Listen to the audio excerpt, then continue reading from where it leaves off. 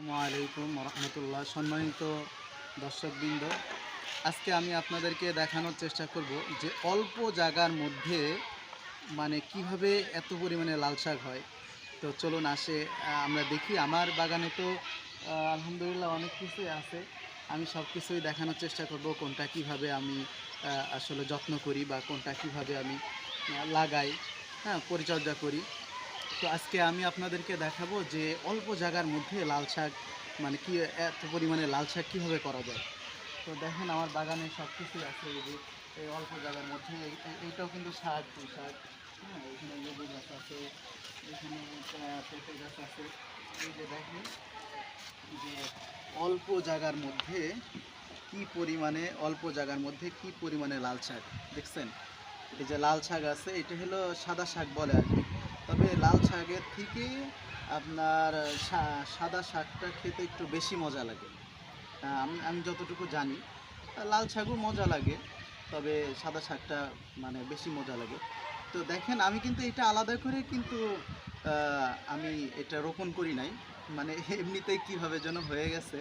ওই আমার আগের একটা গাছ ছিল, সেই গাছের কিছু বীজ ছিল, সেটা এমনি ডলে আমার ছেলেরা এভাবে ফেলে দিয়েছে।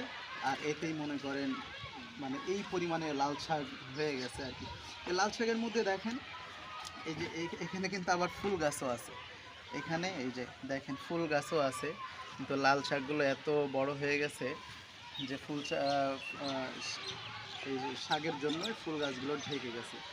তো এটা আসলে আলাদা তেমন কোনো যত্ন করার কোনো কিছু নাই। এখানে আমি শুধু মাটিটা আসলে আগের থেকে সার দিয়ে মিক্সড করে মাটিটা একটু শক্তিশালী করে নিয়েছিলাম।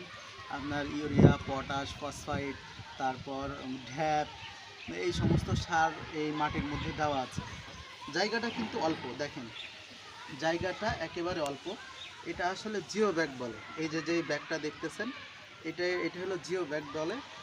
এই জিও ব্যাগটা আসলে 100 বছরের গ্যারান্টি দেয়। মানুষই বাঁচে না 100 বছর, তারপরেও 100 বছর গ্যারান্টি, যারা বিক্রেতা তারা 100 বছর গ্যারান্টি দেয় যে 100 বছরের মধ্যে এই ব্যাগ কিছু হবে না। এই জন্য আমরা অনলাইন থেকে অর্ডার করে এই ব্যাগগুলো নেওয়া হয়েছে।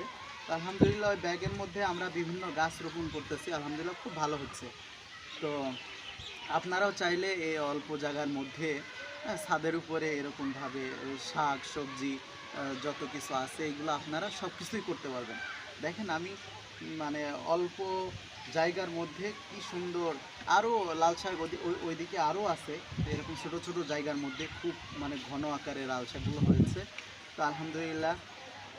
তো আপনারাও চাইলে এরকমভাবে রোপণ করতে পারেন। বাজারে যে শাকসবজির যে দাম, এই দাম অনুযায়ী আসলে নিজেই সব কিছু করে খাওয়াটাই ভালো, এবং একটু এতে ভালো হয় আর কি। তো যাই হোক, আপনারাও চাইলে এগুলো করতে পারেন। এরকমভাবে আপনারা ছাদ বাগান করে সব কিছু আপনারা